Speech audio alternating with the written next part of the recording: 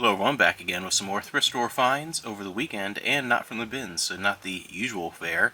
I was out a direction I normally am not and went to a handful of thrift stores. A couple of them were duds, but one ended up being pretty good and better than it seemed. Went to a store and they had signs everywhere that was 20% off any media, books, DVDs, music, so I was busily looking through a lot of stuff.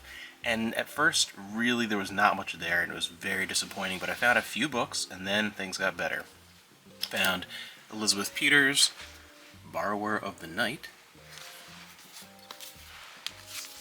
a Bean fantasy by Mary Brown, Master of Many Treasures, and it was 20% off, and these paperbacks were 50 cents to start with, so that's why I was really looking through everything, but most of the stuff there, even at that price, was just worthless or in really bad condition. An older copy of the Silmarillion and Exalted, Pillar of the Sun series from White Wolf Fantasy, and it seemed like that was going to be about it. Even the looking through the DVDs and Blu-rays, the problem with those was that they were already a little overpriced, so the 20% really just kind of brought them down to a reasonable price, and there was nothing there that was something I was interested in, nothing for our collection that Amanda would want or I would want, and nothing there that was really worth it for the store, so a little disappointing.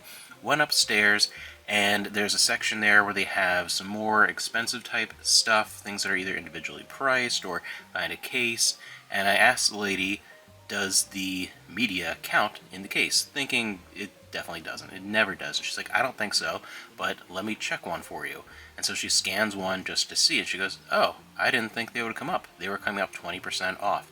So then I was really looking at the case stuff. And even then, I had to really kind of look because, again, pricing-wise, but when they had a weird pricing structure where some things were definitely like, they looked this up. There are some big box PC games, some older things that they had for like $170. Crazy. But then a few things, the general DVD season box sets, they were priced according to, I think, size was all that I could figure out, because the bigger the box, the more expensive it was. Usually they were, I think they're all about either $15, $20, or $30, and for some reason it really, I think it was by just size of the box, which was weird. Somehow that indicated value to them. But I looked through, and I did find a few that were definitely worth grabbing, because they were surprisingly underpriced and 20% off on top of that. So I found a Blu-ray set of Sherlock, the complete series.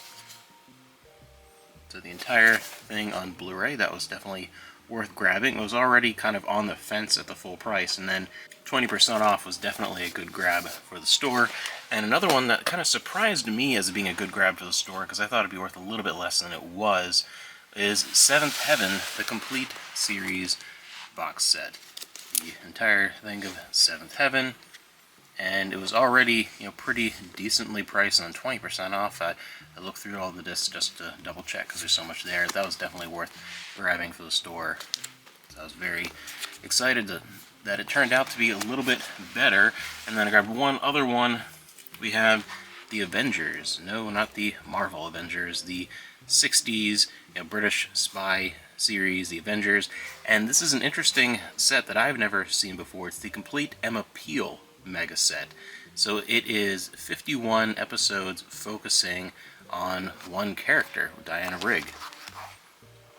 16 discs. That's kind of an interesting thing. It's one of those shows where there are sometimes certain characters who are very popular with a segment of the fandom, and it's interesting she got her own box set. That's pretty cool.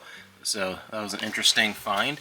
And then I went through a lot of the toys, the kids' toys and stuff, and usually they're kind of in bags and groups, and most of it was just not really worth anything. But then I found a few anime toys. I was like, that's really cool. They're definitely worth grabbing. We have from Outlaw Star, the grappler ship, the Outlaw Star itself, and Jean. So we have the captain and his ship, basically, from the classic anime that was really a big hit, one of the big early Toonami, Cartoon Network, late night Adult Swim type anime, when anime was really starting to take off in the US, and the grappler arms and everything, they come up and work, and it's in really good condition. So those were in with the kids' toys and were well worth grabbing. That was really an exciting find in there. So that was it for today. Again, those other two places that I went, there really wasn't anything, and I was just happy with the way things turned out, because this seemed like it was going to be another kind of pretty much a dud, just getting a couple paperbacks, but ended up being well worth it. I'm really glad that I asked and that she checked to see, because that made some things I was going to pass up on worth grabbing. And finding those couple things in the kids' toys was a nice little bonus. Hope you're having a great weekend, and I will see you again soon for some more thrift store finds. Probably will be the next thing up. And if you're a fan of physical media and thrift store finds type stuff interests you, make sure that you give the video a like and subscribe, as there's new content along those lines constantly on this channel.